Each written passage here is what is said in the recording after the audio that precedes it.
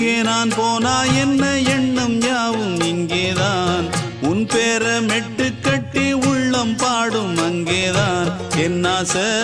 காத்தோடு போகாது என்னாலும் என் வாக்கு பொய்க்காது நான் ஏறிக்கர மேலிருந்து 8 தேச பார்த்திருந்து ஏங்கி ஏங்கி காத்திருந்தேன் காணல்ல